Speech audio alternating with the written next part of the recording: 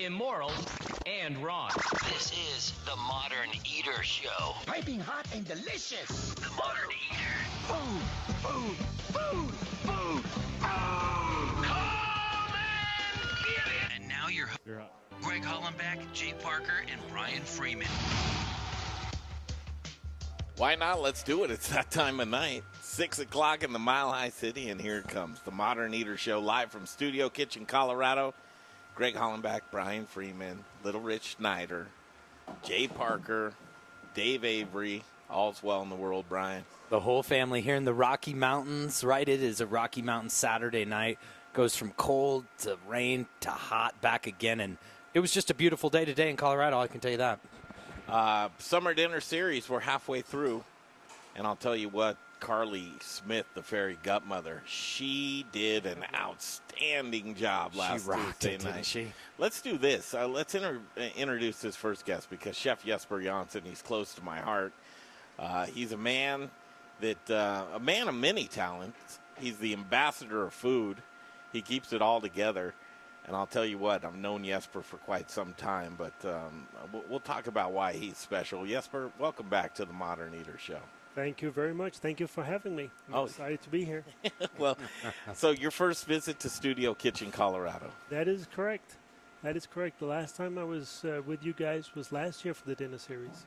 Oh, that's right, over at Barbecue Supply. Yep. Which was the ACF, Colorado Chefs Association, Yep. For the Apprenticeship Fund. And Yep. we got together 10 ACF chefs and a couple of their apprentices. Put together a great evening involved, and Joan Brewster, we paid homage to her. Yep. What a wonderful lady, the outgoing Joan Brewster, and now ensconced in her position as the executive directress is Colleen Ferreira. That's and correct. we're going to come up on the August 13th for the ACF Summer Dinner Series dinner. So a lot to catch up on, but tonight's going to be a really cool show, because we're going to have Jesper Jonsson here with us for the entire show. And I'll tell you why that's special. I'll tell you a story, Brian. Long time ago. Story time. We'll call it 4 years and 3 months ago, to be precise. But leading up to that was January. So the 3 months, I think we launched the Modern Eater in March or April. He's really building up to this, Jesper. Of 2015. Thanks for killing my thunder. No. Keep it going, babe. I like it. Jesper and I had an idea as I was sunsetting out of the dating coach on KHOW. Yep. Which, little history, did you know there was the Modern Dater show? I love it. I have seen the Modern Dater on YouTube. I had to get into the YouTube classical vault, but it was there. I figured I couldn't be that guy my whole life. The Chic of Cherry Creek, right? Which I'm very well known for, that we had to migrate into something different. Well, upon talking to Jesper for quite some time, and I knew that I really love the community. I loved food and beverage. I love the things that we did, but I was just flat-footed. I didn't have the knowledge base that a chef would have to even go in the right directions with a food and beverage show.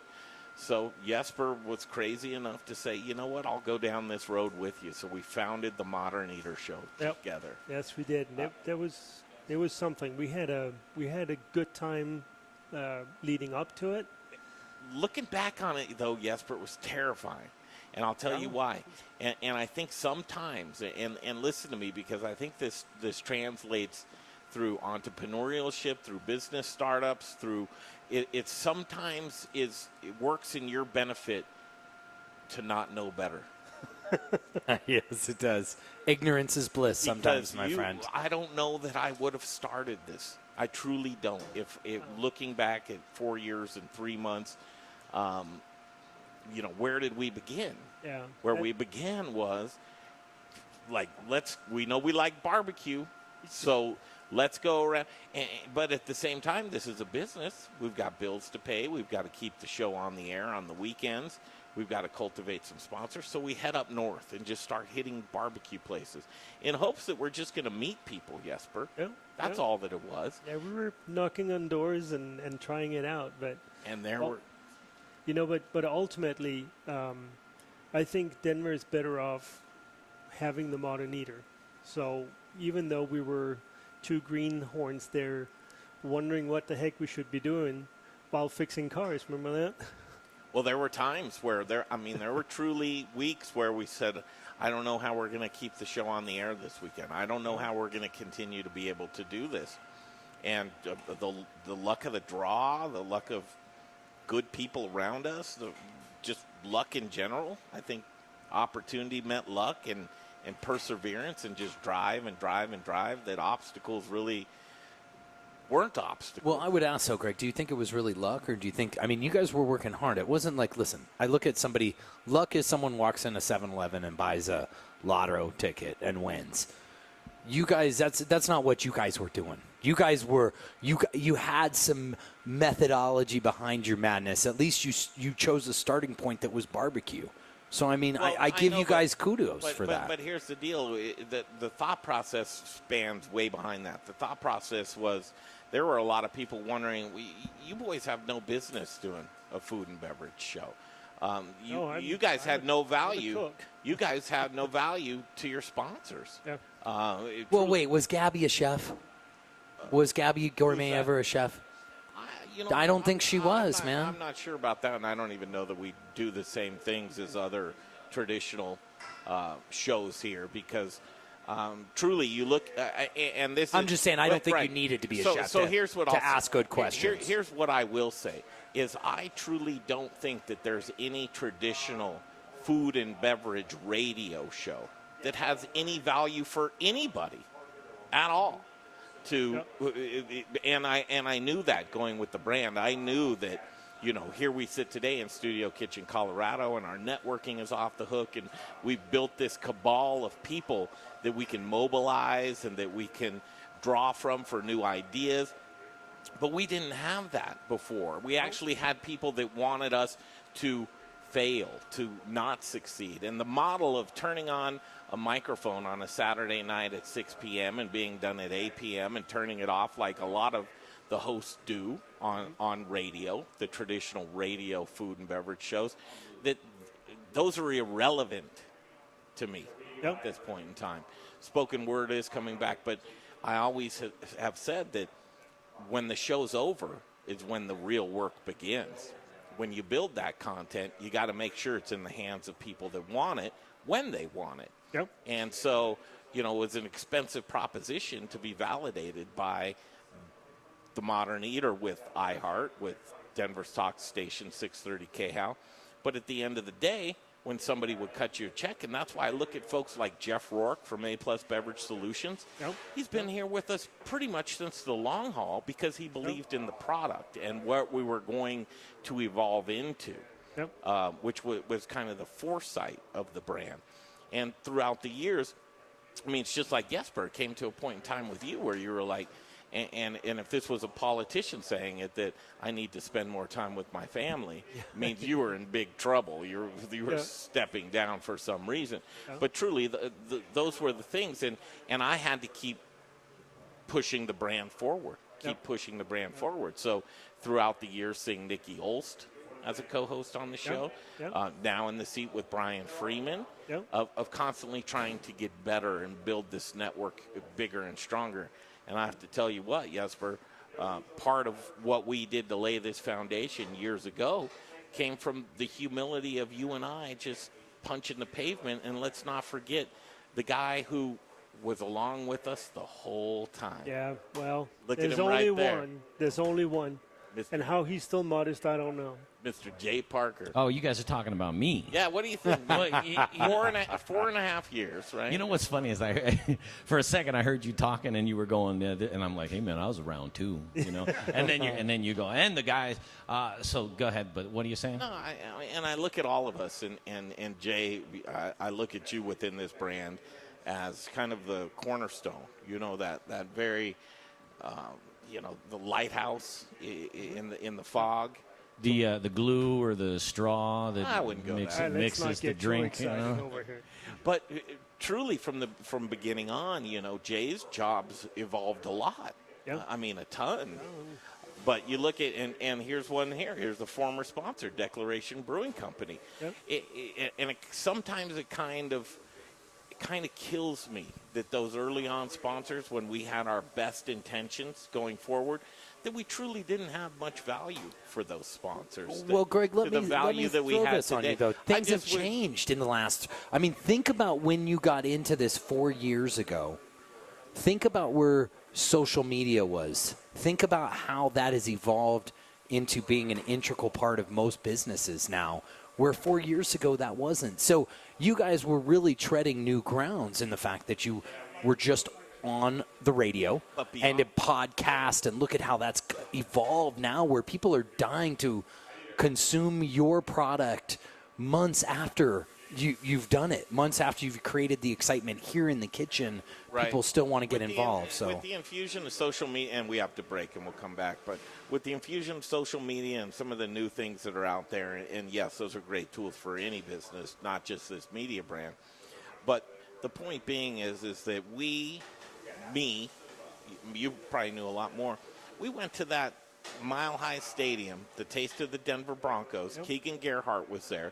Yep. First time I had met Keegan, very polite, sweet guy. But going down the roads and seeing Jen Jasinski, first time even hearing her name. Yep. Alex Seidel, Troy Guard. I was so flat-footed. I was so green. I had no idea who these folks were. And you know what? They didn't give a flip of who we were or what we did. Mm-hmm. And it was just another brand out there that was floundering. And looking back on that, it scares the bejesus out of me that we were actually able to overcome Keegan gave those us a hell of a good story on Yelp. Yes, he did. We'll actually talk about that a little bit, but I wanted to do that with you, Jesper, because I felt it was very important. There were times when we sat, and again, you love to fix cars. We sat outside and fixed your cars, and we just talked. And we talked about where this brand would go. And there were some pretty dark days. So it's not only exhilarating and exciting to have you here in this kitchen today to see, you know what, Jesper, look what's been built. We got teenagers now. All right, let's take a break. It's 6:17, the Mile High City. Greg Hollenbach, Brian Freeman. We're going to take a break. We're going to come back from Studio Kitchen, Colorado. In the meantime and in between time, keep it locked on Facebook because you'll see the smiling face of Little Rich Snyder right now, which is worth the price of admission alone. So we'll take that break. We'll come right back. You are listening to the Modern Eater Show on iHeartRadio. Thanks, Greg. Great first segment. And let me tell you, my brother, Greg, let me tell you, my brother, you're more relevant and you're better than ever. From the heart. I can see it. We all know it and love you for it. You've bled for this. Hey, I've got my new friend Mark from Trubucha, correct? That's right. Mark, this is going to be a little bit of a teaser because you're coming on later in the show. You're coming on at about 7 o'clock. Yep, that's correct. But what are you guys going to be doing? We are giving out all the trade secrets tonight on how to make fresh, amazing kombucha. Oh, my gosh. Now, tell me about your business. Where are you located at? We're located in Lone Tree, Colorado here, and we've been around for 4 years now. Awesome. Great place. A retail. I know you're at farmers markets. Yep. You're everywhere. Yep. We have wholesale, retail. We got our tap room in Lone Tree. So if people want to learn more, what's the website? Trubucha.com. Trubucha.com. Trubucha.com. Go there. Let me tell you, I know exactly where his store is because I've been there. I bought it. And I was angry because I spilled a bottle of it. Oh, my gosh. Don't want to do that. Hey, we'll be right back after these words from our sponsors that are the best in the biz. DoseLife.com. So what's the deal with Belgian beers? Why are they so popular? Well, for starters, Belgium is a country the size of Maryland that produces more than 800 different beers, the greatest number of original beer styles on the planet. And they are amazing. At Brews, are you guys there? Style beers are our thing, and we do them like no one else. All the classics like doubles, triples, quads, and wit beers, plus our own Belgian-inspired creations. Sour beers, fruit beers, and wood-aged beers. Brews Beers is at 67th and Pecos in Midtown. We have food trucks daily, or bring in whatever you like, including your dog, who is always welcome inside or outside on our large patio. Check us out on social media or on our website at brewsbeers.com. That's Brews Beers, B-R-U-Z, at 1675 West 67th Avenue, just 10 minutes north of downtown. The place to go for badass Belgian-style beers. Hey, it's Greg Hollenbach. Anymore these days, when I go out to eat, I not only want to eat delicious food and drinks, but I also want to eat where I know my money is going to a local restaurant that I believe in. I believe in the Goods Restaurant on Colfax and Mark Whistler. The Goods is a community restaurant and bar with a menu focusing on vegan, vegetarian, gluten-free, and keto options. Comfort food lovers, try the best burger on planet Earth. I love it. 8 ounces of grass-fed beef and never, ever any hormones, antibiotics, or steroids. The Goods is truly a cultural melting pot, a family restaurant open to all. They're Are you guys there, Greg? amazing. Saddle up at their long Hey, do you guys want the rest of the do you want all the breaks to be like this week, or did you on throughout the week. Located on East Colfax, directly connected to the Tattered Cover Bookstore, across from East High School with free parking and a garage in back. Look them up online, thegoodsrestaurant.com. I'll see you at the Goods. Hey, Colorado. This is Brian Freeman, owner of Growers Organic and a host on the Modern Eater Talk Show. Growers Organic is a Colorado sourcing company who provides Colorado's there's a few of them, yeah, but do you want every week to be the same like this week? No. for the last 20 years, and our returning customers know they can count on us over and over again. Chefs who with all the spots in them? Good Food One Growers Organic for their organic produce needs because we're No, not until the next one and then the one after that. Join us in the organic revolution and go organic with Growers Organic. Look us up online at growersorganic.com. Wear black and eat spices. Hey, Modern Eater listeners, this is Zach from The Spice Guy, Colorado's favorite spice company. Spice is the variety of life. At The Spice Guy, we have a passion for sourcing the best ingredients from the best farmers all over the world. Choose from thousands of different GMO-free spices and ingredients, or let us create and blend custom flavor profiles for whatever style of food it is that you're working with. With over 1,000 restaurants, food brands, and chefs behind us, you can't go wrong when you choose The Spice Guy for all your spice needs. The Spice Guy. Spicy. Born in Breck, raised in Denver. Co.com. Hey guys, it's Carly Smith, the Fairy Godmother here. Don't get too excited. Live from Studio Kitchen, Colorado. I love your You're hot. listening to the Modern Eater Show on iHeartRadio. Let's go make some bone broth. All right, let's go make some bone broth. That was Carly Smith, the Fairy Godmother. Was her food, I just did not expect what she was going to bring that night. I couldn't believe it. To be honest. I mean, you know Carly Smith, right? I do not know. Carly Smith, the Fairy Godmother. She performed like a chef that has been cooking for 30 years. Right, Brian? More than that. It was she brought something here that was, and maybe it was some people that. Summer dinner series. Explain that while I get our next guest on, our 6:15 guest, Christopher Moore, that works at Degree Metropolitan Food and Drink in this segment. Another ACF chef, but we'll leave. Well, the summer dinner series is big. Here, let me go back because you really got to take a step back to go before the summer dinner series to where it all evolved, which was really the summer road trip. And it was an idea that Greg, Jay, and myself were sitting together one night saying, you guys, what if we took this road trip? And I was like going, oh, boy. I was nervous about it. I'll tell you. I had my concerns, but it was this idea of let's go visit all the farms. And because this is something that I did with growers already, but not at the level of let's go visit the farms. Let's go tell their story on social media. Let's go interview each one of these farmers. And as that conversation evolved, it was like, yeah, we could go engage with these farmers, and then we could have the farmers connect with some of the chefs that we have back in Denver, cook their food, and then that was the birth to the summer dinner series from all of that. And we were looking, the next thing was, where could we do this? Where's a venue? Where could we go where we could get alcohol involved and be able to let our distillers come in and our brewers come in and not be at a place that was saying, well, we're going to charge you for them to come in, because we were just like you guys in the beginning, Jesper, scrappy, trying to figure it out, and thank God for Greg Hollenbach because 8 weeks in a row. 8 weeks in a row. I was just getting there. I was just there. 8 weeks in a row. And 9 weeks this year. Are we doing 9 weeks this year? We've sold out every single dinner except the one I really love. Okay, so summerdinnerseries.com. You can check this out. the ACF Colorado Chefs Association dinner, which we'll be doing a big push in the next couple of weeks. Some of the finest chefs I know and some of my best friends. As we see Paul Huddleston on Facebook. Chef Paul, good to see you too. I'm hearing us. That's me. I know we're live on Facebook. Chef Paul Huddleston. There are folks that tune in. Best food and beverage show around. Thanks, Paul. I appreciate that. And then here comes Christopher Moore. Hey, Greg. Chef Christopher Moore. And Degree Metropolitan Food and Drink. It's your new spot. That's it. And I love that place. That's great. It's right at MSU, right at Spear area. We're getting ready to change menus. All modern. We're doing all Colorado, all local, and because the idea is that we get a lot of travelers through the hotel and the hospitality, and give them something that they don't experience anywhere else in the country. So all our menus are geared to that sense. You guys just tighten that up a little bit. Act like you This is my buddy. I know this guy. Now, last year you guys teamed up for a dish. Didn't you? No, last year I was with Patrick Hartnett doing from Museum of Nature and Science. Okay. Right. And your last year, do you remember?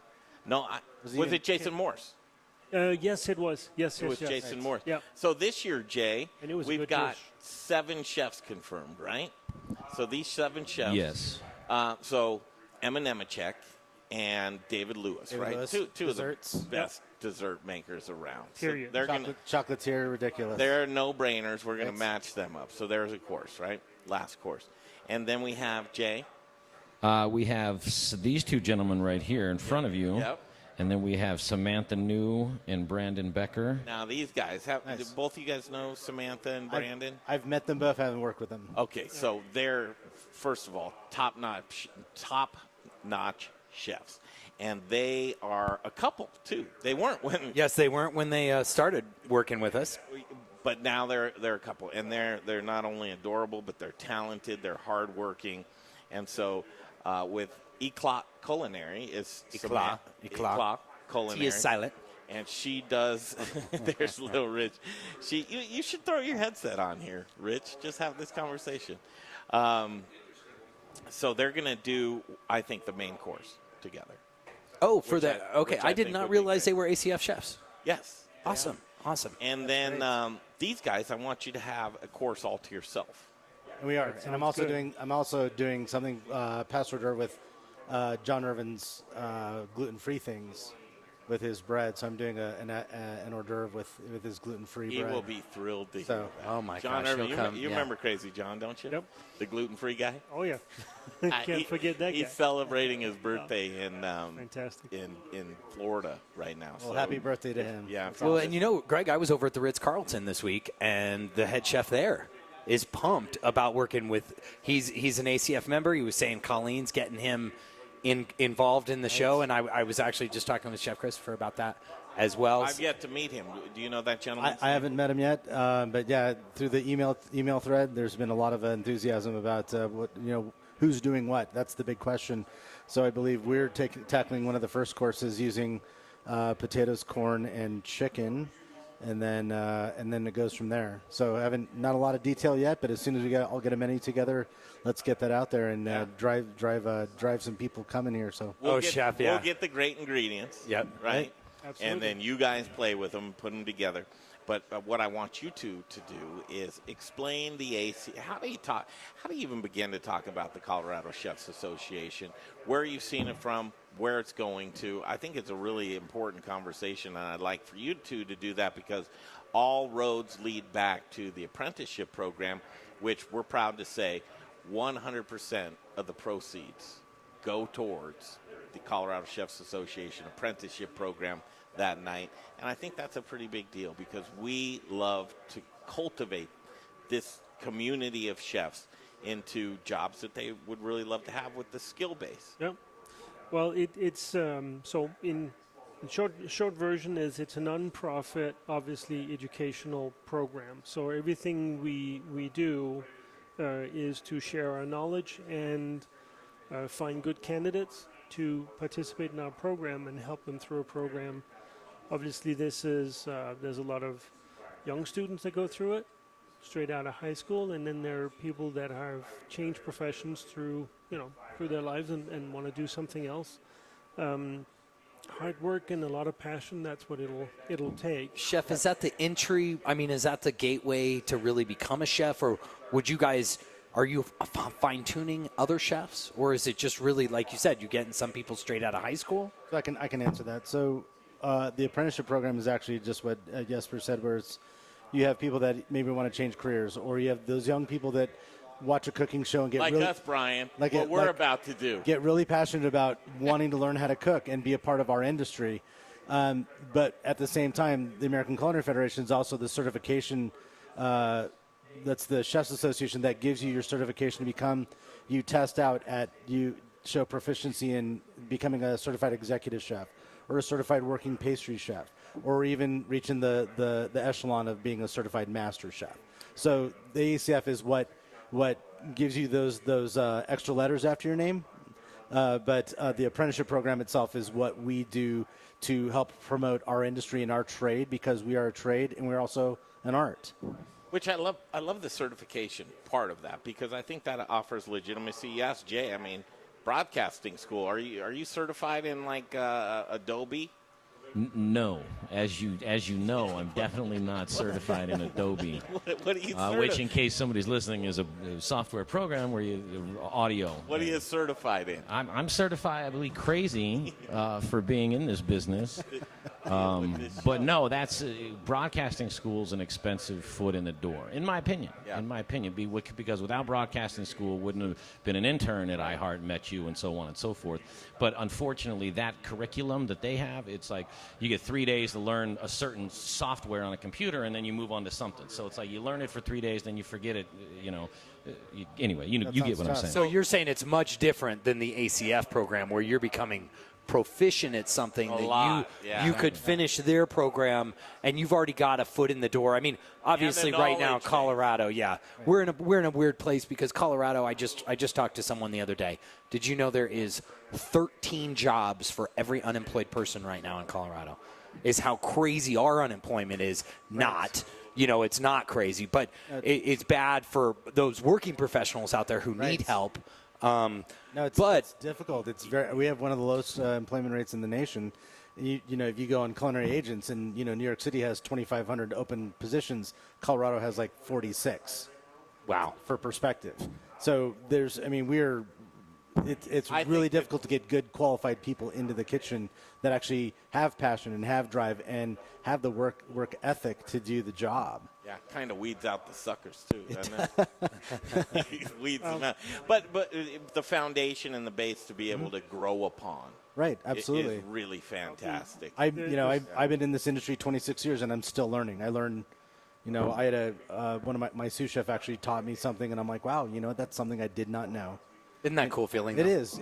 He's half my age and he's an EMT, but but more power to him. What did he teach you?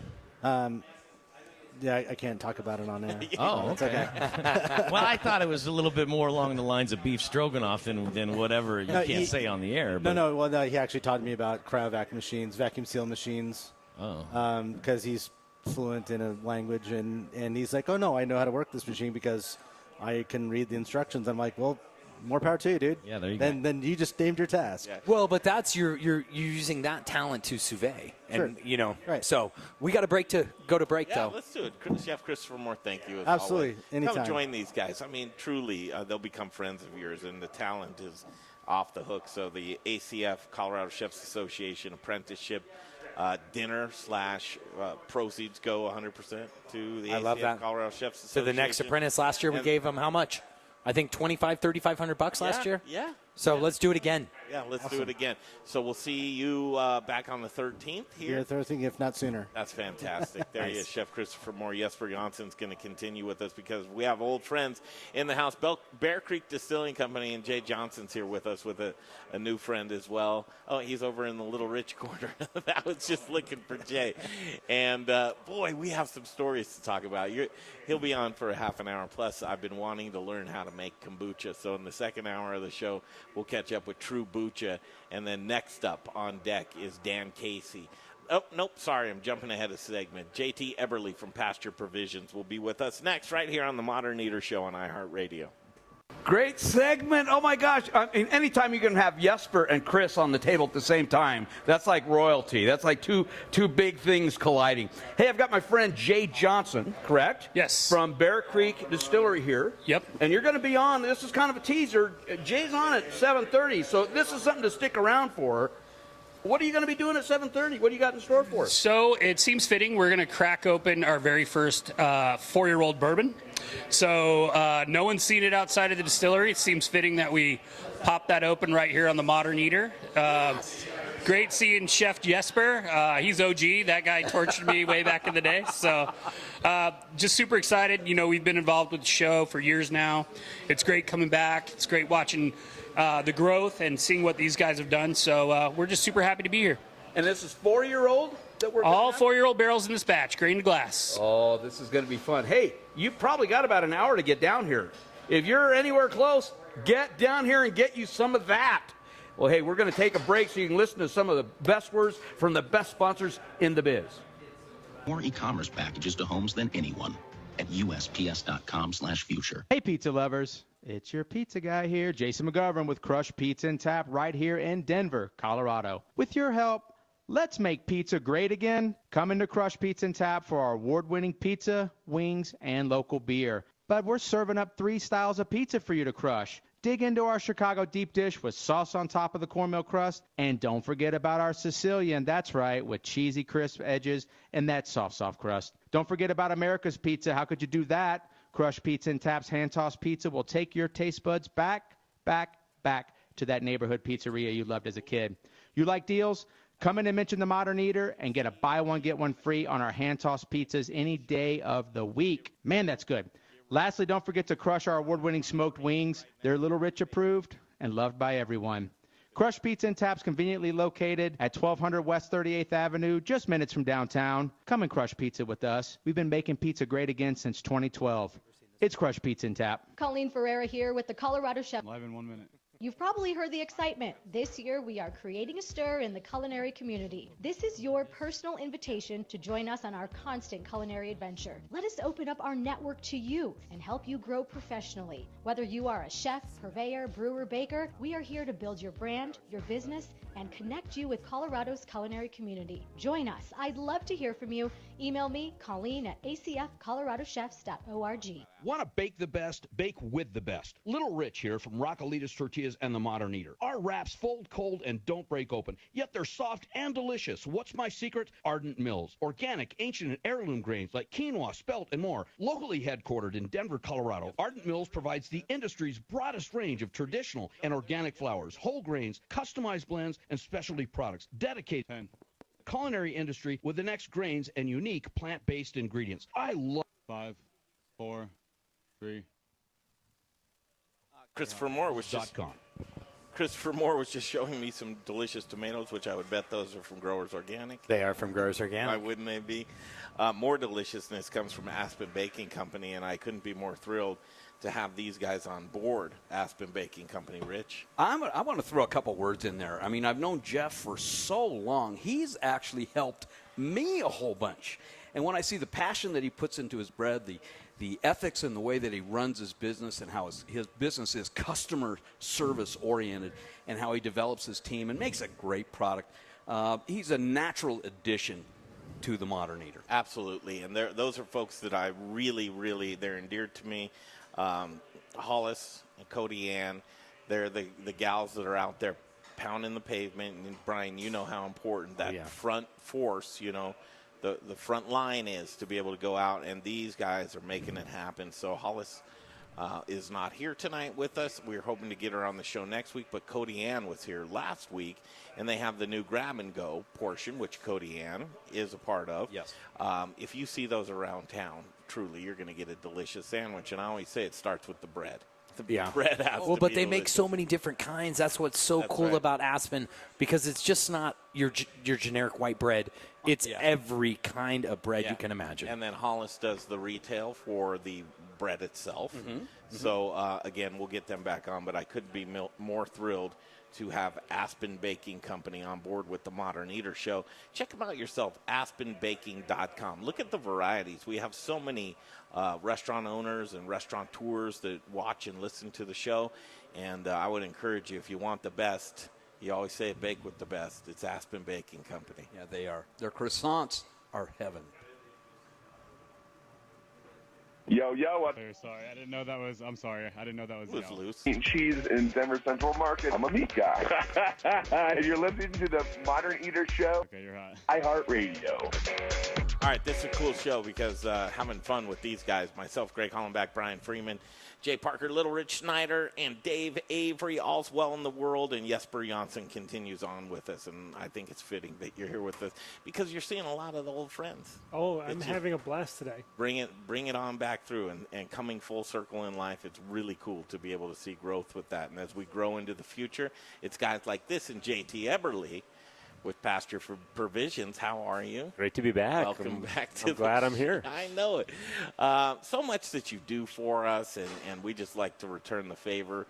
But for folks that don't know or just being acquainted with you for the first time, take a couple of minutes and talk about Pasture. Yeah, so Pasture Provision, our motto is you are what you meet.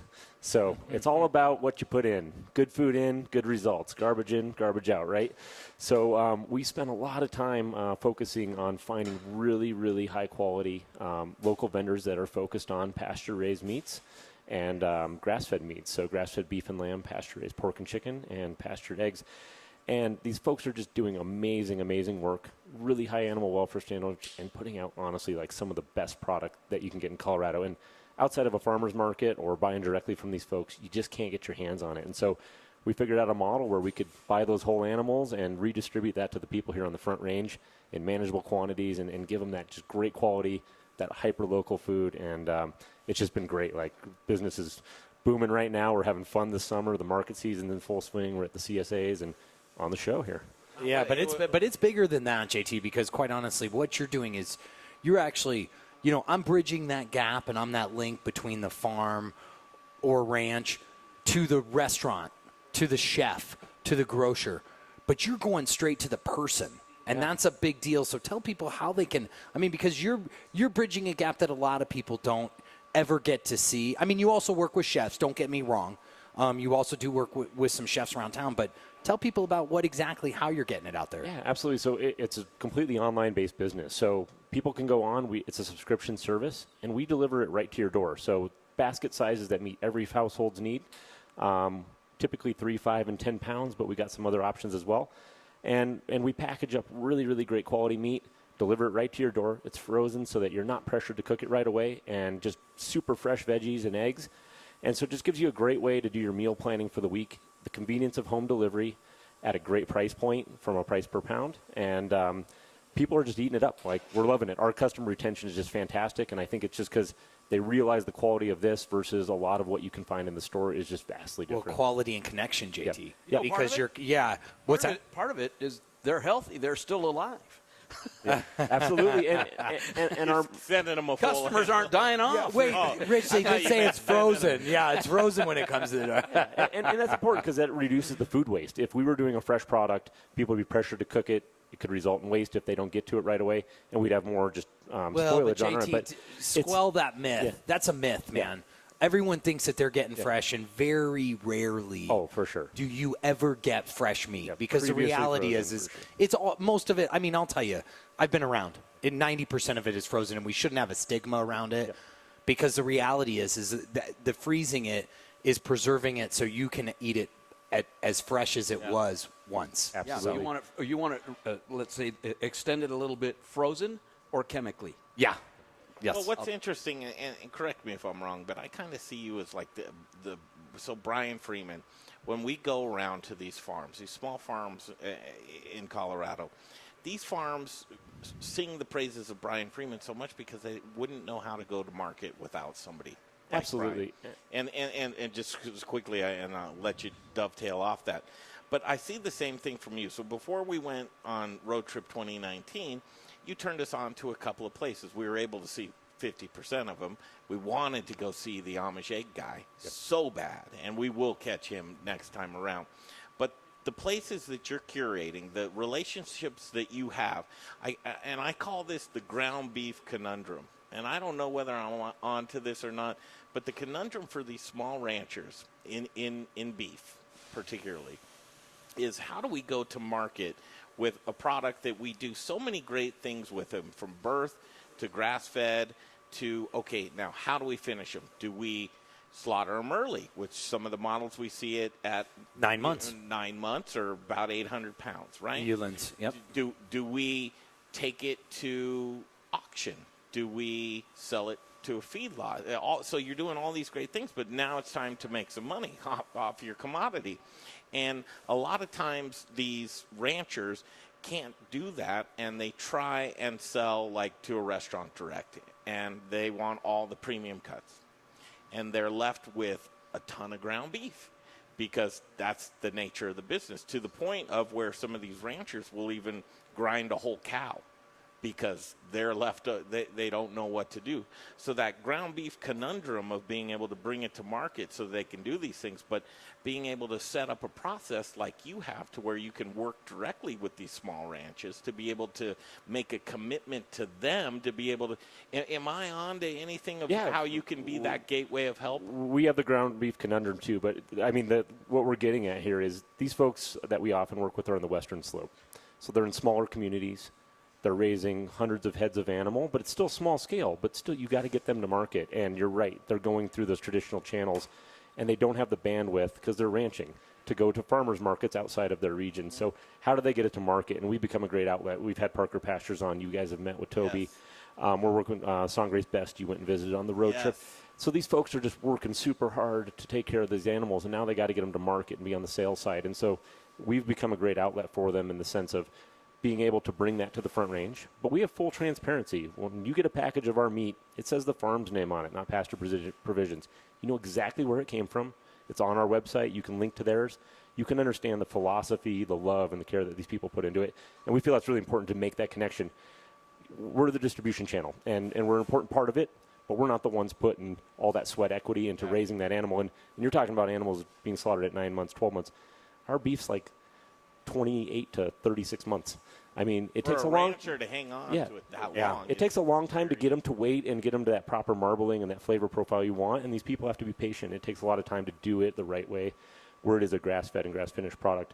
Ooh. And so, it's. I could riff on that for a long time. But I want to go into that. Yeah, we're going to have him back on the next segment, right? We're going to have him on, but we're also going to check in with our friends over there. I love how this goes full circle. So you get the ranchers with the delicious meat. You have guys like JT Eberly, and then it goes to your grill to complete that circle. So let's do that. Let's take a break. We'll do In the Kitchen. We'll catch up with Dan Casey over at Proud Souls Barbecue and Provisions.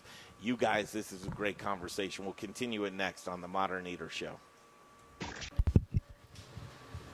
Well, we are jumping all over the place here. I've got my dear friend Jesper. Jesper, hey, here, brother, go ahead and hold. Thanks for coming here tonight. Now, thank you. We've been talking about the past, but let's talk about the present and the future for you. So, just for once again, where are you at these days? So right now, I'm the executive chef at the Hyatt Regency in Aurora, right across from the Children's Hospital. It's a big convention center. We're really, really busy over there. And guess whose tortillas we use? Raquelitas. Only. Only. Awesome. That's it. That's why I love this guy. And let me tell you, if you haven't stopped to go eat at the Hyatt in Aurora, East Colfax, just west of 225, give yourself a reward. Go over there and eat your breakfast. I had the avocado toast about 2 Saturdays ago. Now, I've been having that dish there for probably 2 years. Never been better than when I just had it. That's you how guys we like it. rock. That's how we like it. So if you're in Aurora, you want to go have a great meal, go visit Jesper at the Hyatt. Yes, the restaurant is called Borealis in Aurora. You can't miss it, and you can't forget. Check it out. We'll be right back. Thank you, guys. Urban believes gluten-free shouldn't taste like the box that it's packaged in. Trust me when I tell you, the products from his bakery in Arvada are fresh, flavorful, and masterly crafted, leaving you with a product that tastes like the real thing. Simply delicious. The bakery is located in Arvada on 64th and Sims across the street from Arvada West High School. Check out their website at glutenfreethings.com. You'll be amazed with the variety of gluten-free products they make. And chefs, don't leave your gluten-free restaurant guests without options. Contact John at info@glutenfreethings.com. That's info@glutenfreethings.com to see what he can do for you. Give him a shot. 11651 West 64th Avenue in Arvada. It's Gluten-Free Things. Hey, chef friends, it's Little Rich here from Rock. 1 minute to the live. Litas, known for hyper-local, innovative, and healthy tortillas and chips, served by Colorado's top chefs, and that's why we only use Colorado Mills sunflower oil. If you, too, want to serve the healthiest, most vibrant-tasting foods, you must use Colorado Mills. Colorado Mills is hyper-local, Colorado-grown, cold-pressed in Lamar, Colorado. Whether you bake, fry, or saute, get your Colorado Mills today. Available through Shamrock, Growers Organic, and Dawn Foods. For the best oil in the business, use Colorado Mills. Hey, it's Chef Elon Wenzel, owner of Element Knife Company. If you cook, then you'll know the importance of a quality knife and proper care. My training in Japan exposed me to exceptional cutlery. That's why 20 to the live. Knives I fell in love with. Element Knife Company is chef-driven, and my goal is to support and educate. Get at me for a knife clinic. 10. 10 seconds. 5, 4, 3, 2. You're hot. Element Knife Company. All right, I was going to talk about Proud Souls Barbecue and Provisions, but I'd rather bring the man on itself. So let's hit that open for the In the Kitchen segment right now. Feed me now. This is the Modern Eater Show. That's right, boy. I'm starving. And now it's time for In the Kitchen. How am I supposed to keep on feeding you? Kill people? Brought to you by Proud Souls Barbecue and Provisions. Award-winning competition cooks and purveyors of specialty barbecue supplies right here in Denver, Colorado. ProudSoulsBBQ.com. Feed me all night. You're hot.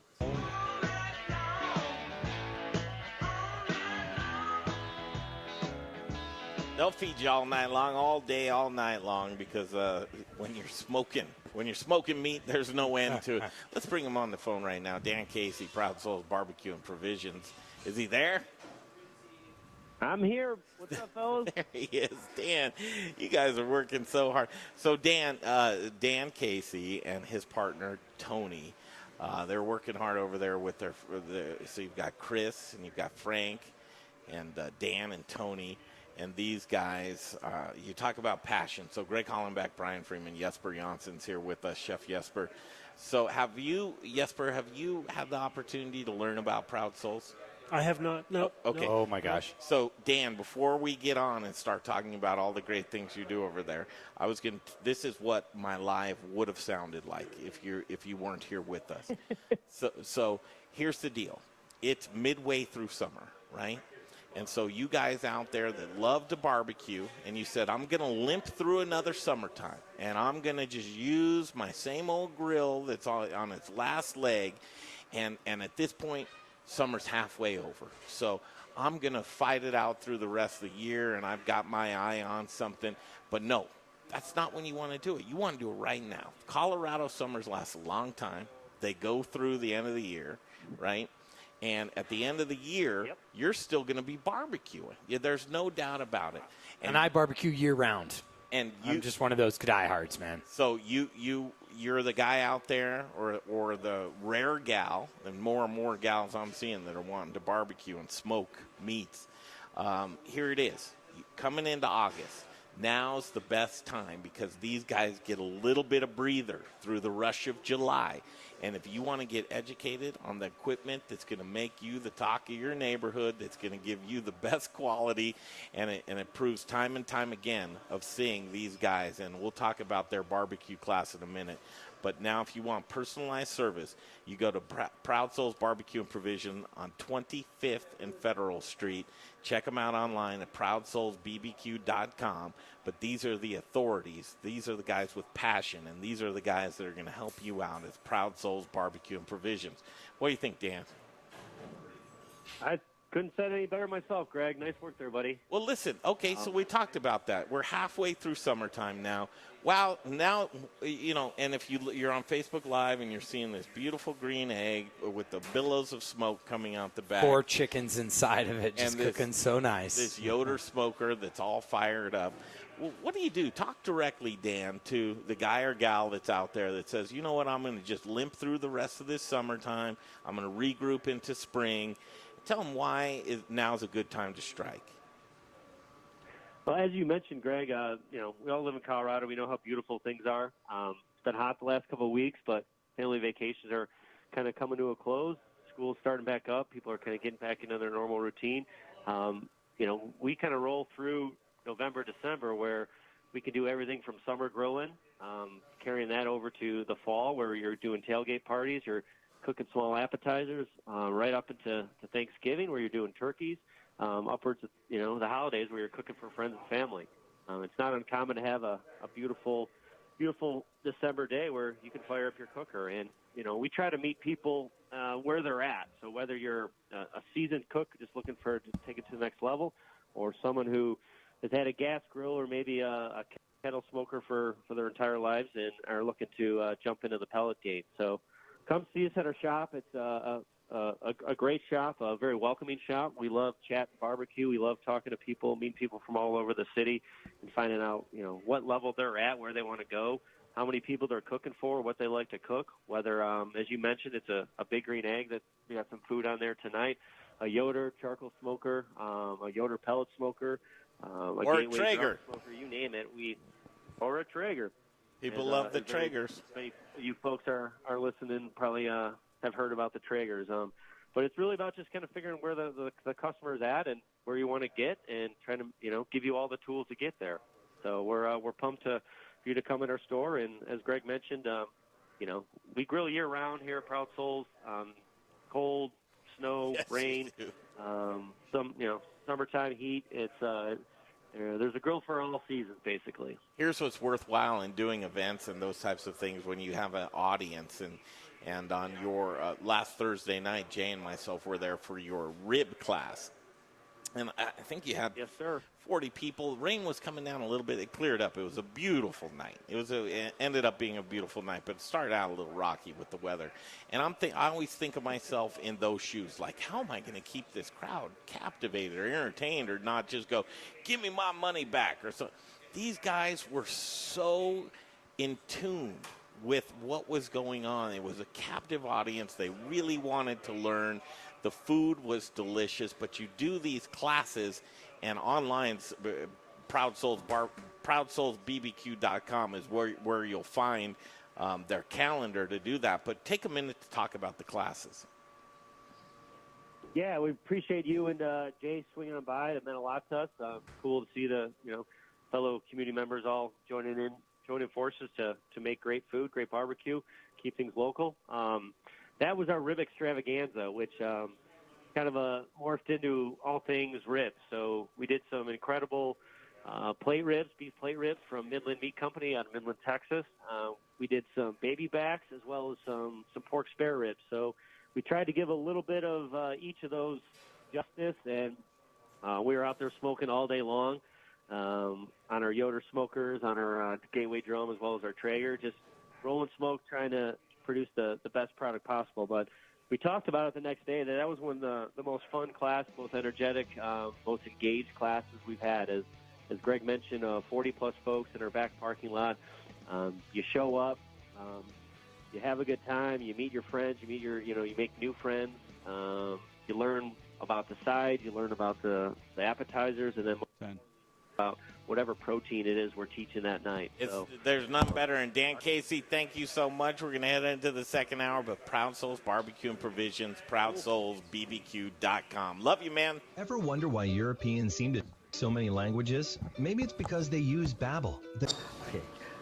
I guess we are on. We're live, we are on. man. And we are live. I'm kind of throwing Brian a little bit of a curve. I like it. But I like it. I know he's the perfect person for this. And this is something that's been on my mind the past couple of weeks. And I'm going to use the term culinary activist. And and what I mean by that, and the reason I wanted you to come over here is you are that. You are the definition of that. And culinary activist is, if you think of activists years ago, they're marching with their signs and protests and all that other stuff. You have been an activist with your actions, with your business, with your heart and soul, and with about every waking minute of the past how many years? Thank you. 25. And so when we talk about this activists, you know, what the people that we have here are sponsors. All of us have chosen to do things the hard way. It's the right way, but it's the hard way. And I want to talk to people about being an activist, joining us in this by their purchases, by where they eat. And let's start with the farmers, and you know that story, how hard they work to grow those crops. Not the easy way, but the right way. The right way. Yep, and soil. The distributors, the extra struggle you have. And then restaurants, they have to pay more for these ingredients, but they're activists. They're voting with their dollars. Then you've got the diners. I want to see people on the streets going and starting to be culinary activists. Yes. When they choose where to go eat, that they have to know that when I go eat at one of these restaurants and I'm using these ingredients, I'm an activist. Don't you think it's about demanding transparency in our food? And one thing I would say to everyone, if anyone ever asks you, are you sure you want to do that? You might be on to something, folks, because the reality is, you know, when I got into organic, I had so many people tell me, don't do that. The big guys can crush you, Brian. You don't want to go down that road. And I'm not saying it's been easy. It's been a struggle. It's been hard, but you know what? I love it. Well, I can't forget when someone said, oh, organic is a fad. If I could only go back to that day and bring that person to today and say, do you really think this is a fad? Do you really think people don't want to know where their food's coming from? Do you really think people don't care about how the animals that they want to eat have been raised? About how where do you get your corn? See why I brought him over here? Well, it's so awesome because it's like, Rich, I think that's why you and I love you, baby. Likewise. Because it's this thing of, you and I had this conversation about, here's where I get my oil. Here's where I get my corn. Here's the ingredients that I care about because I'm paying it back to my community, back to my state by supporting the Ute Indian tribe, by supporting Colorado Mills, and the Ute Indian tribe is bow and arrow, and you were like, this is what I believe in. And Rich, you are someone to me that I bow down to because you are one of these guys who are just said, this is what I'm going to do, and I'm going to do it the same way all the time. It was sort of what I got into, is about how are we going to support people who are doing it better every day. Exactly. And when I think of this term, and I certainly didn't come up with this concept, but I kind of identified that. And you've got a lot of people in the market that consider themselves foodies. Well, I'm asking these people that are foodies, take it to the next level. Be a culinary activist. Yep. Don't just, it's beautiful so I can take a picture. Make those dining choices based on my meal, my purchase of this meal makes a difference. Well, take a picture and tell them where the meat came from. Take a picture and tell them where the lettuce came from, the mushrooms. Ask your server. Ask them to talk to the chef. That is being an activist. That is getting out there and pushing the needle on the good food that guys like Rich and I, Rockalitas Tortillas, and Growers Organic is living it every day. Exactly. And the fun part of this is really this wall of people, they're all helping us make this happen and broadcasting these set of values. And I think people really need to get involved in this. Start asking those questions. Well, it's so cool. And you could go through each one of these, and I can tell you where they're getting their products. I can tell you where their products are going. Well, it's so cool because even Ardent Mills, the money that they've given to two different competing grain new and up-and-coming grain projects that are going on. They're not afraid. Aspen Bacon, they care where they get their food.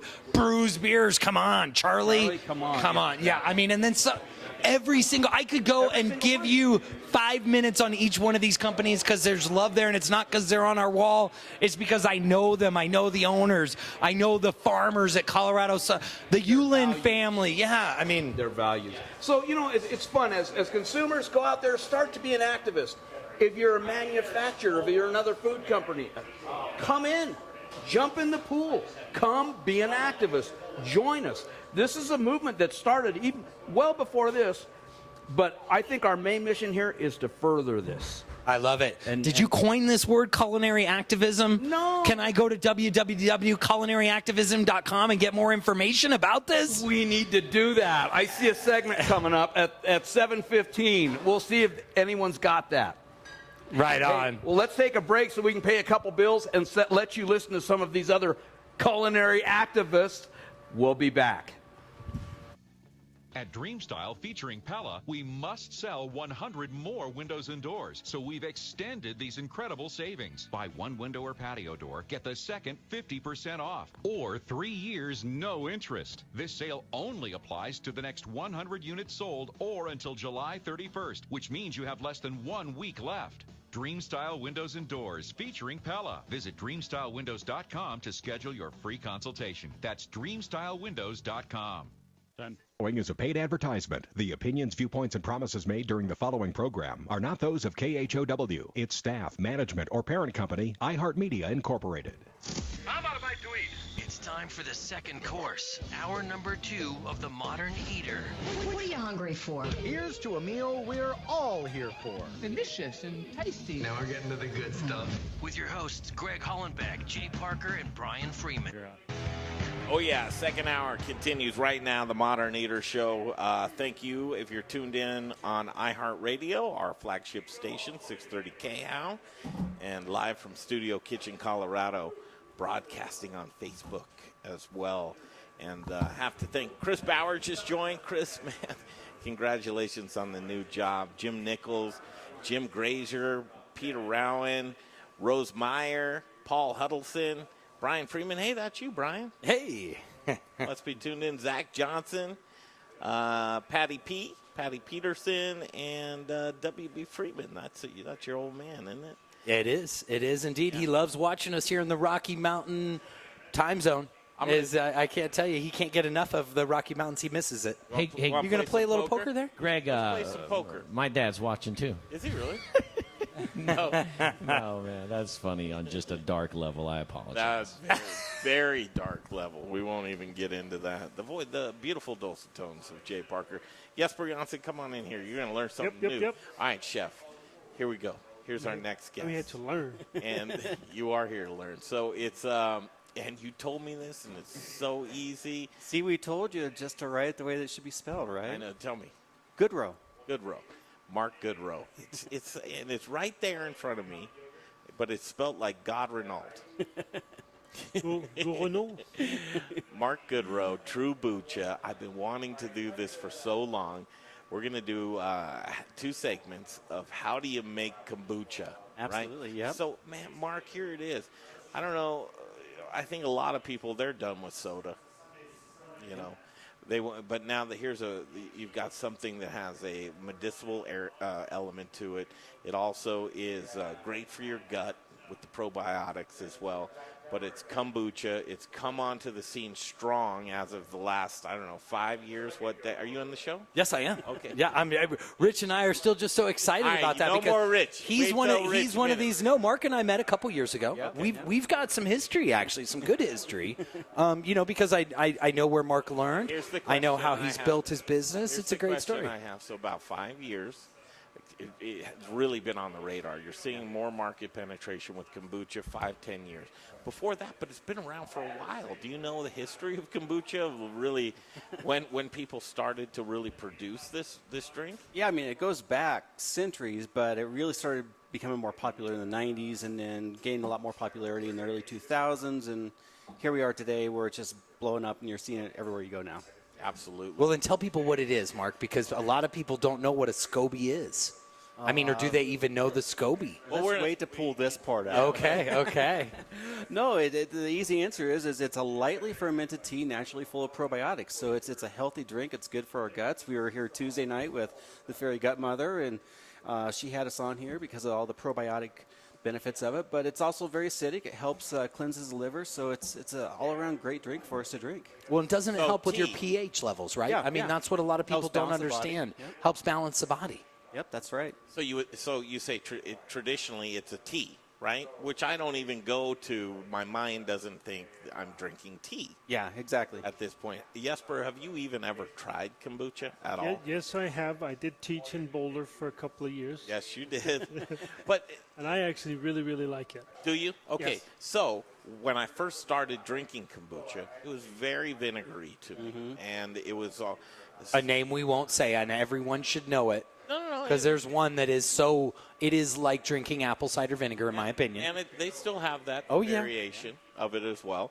And then some of it tasted like tobacco to me, too. Just a real gritty, earthy, but it's come a long way. And I'd have to think that that's probably the sugar content. And I don't know why the flavors have gotten so much better, but I'm guessing some of these kombuchas are very sugar-laden as well. Well, but remember, the kombucha needs sugar to that's what it feeds off of. All right, let's make some kombucha here. Now, All right. We've got a camera element as well, and Dave's gonna walk around with this camera. So if you're on Facebook and you've always wanted to learn how to make kombucha, now's your chance. And I don't think a lot of people want to give up their trade secrets. And I don't even. Do you think he's going to be giving up trade secrets on the show? He might not. I mean, he doesn't have to, because the base of what kombucha is, it goes back. I mean, really, did you ask? Because I didn't hear how old kombucha's hundreds of years old. Yep. The story goes basically that there was a village of people that they were living longer and healthier than everyone else around them, and they couldn't figure out why. And all of a sudden, they came back to this fermented tea. And so that's what they're saying it was. But wait, it wasn't drugs? Because now doctors say you're better living through drugs, and I think they're wrong. So I'm going to put my laptop aside because I really want to get down on this. So, SCOBY. What's a SCOBY? This is a SCOBY. We're going to wait to bring this out a little bit later, but looks like a terrifying fish, and I've never seen it in that form, that big.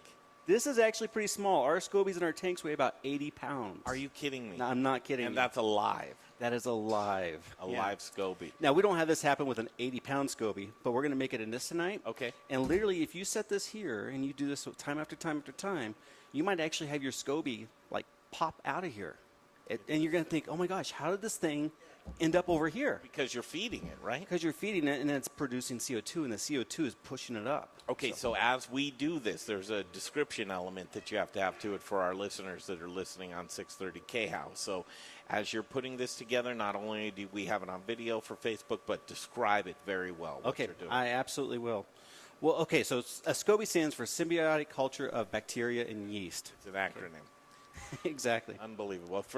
I didn't know that. First lesson Did learned you right know that here. one? SCOBY, yes, I did. But see, Repeat because it. remember, What is it again? It's not self-contained underwater breathing apparatus. well, no, I want to back up, because what he's actually cooking this in, this 1 gallon little sun teapot, that's in the 90s. What we would pass around with friends. Yeah, that's what you get from one of your friends. They'd give you the SCOBY, the original. You take a little out, start your own. Yep. And make sure, and then you give the SCOBY back once you're started growing. And that's how this all... That's all. That's how it all very blew up. hippie. Yep. It is very hippie. I like that. All right, so rock on. Let's do All this. right, so what we have here, we have some hot water. This is what we're going to start off with, because the first thing we have to do is we have to make a little bit of tea. So one of the most important things, so this is one of those trade secrets. Are you ready for this? I'm ready. We want to use quality tea. So in particular, we actually use Titulia. There's a lot of other brands out there, but we use organic tea. Great local company. Great local company. They're a bee company.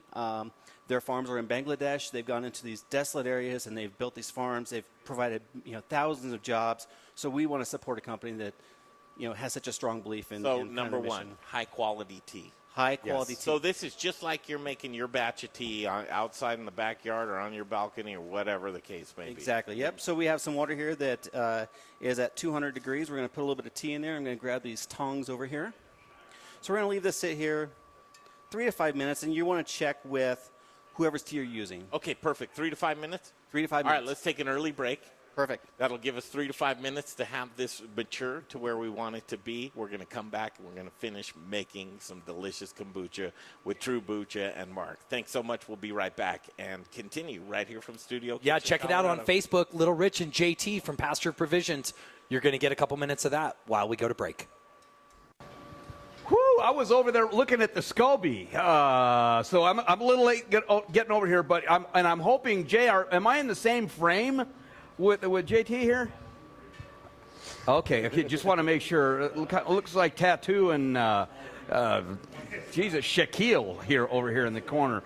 JT, we got just a little bit of time. Tell us, dig a little deeper into what are the various items that you do deliver to homes?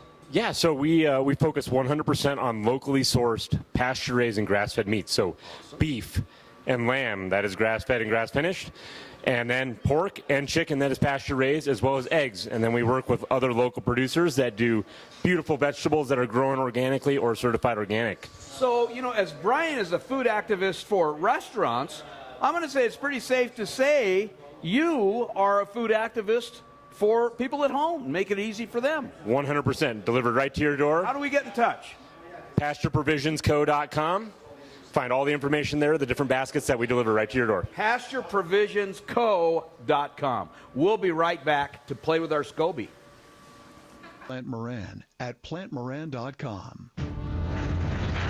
Hi, I'm Andrew Moore, brewmaster at the Intrepid Sojourner Beer Project. At Intrepid Sojourner, beer tells a story inspired by my adventures as a well-traveled archaeologist. My recipes draw inspiration from all over the world, from historical styles like Satis, Greitzers, and Kvass, to adjunct beers inspired by flavors from international cuisines. My beers broaden the horizons of what beer can be. Explore Basil IPA and Turkish Coffee Stout. Enjoy Chai Brown Ale, taste Lavender Tripel and the distinctive Horchata Milk Stout. Thoughtfully sourced spices and herbs enhance flavors inherent to indigenous beer styles. My sincere hope is that Intrepid Sojourner Beer Project will inspire adventure and wanderlust. Come visit the tap room and share your tales with friends and plan your next sojourn. Located at 925 West 8th Avenue in the heart of the Arts District on Santa Fe. For everything Intrepid, look us up online at sojournerbeers.com and remember to drink globally, locally. Hey, you guys, Jay Parker here. Live in 1 minute.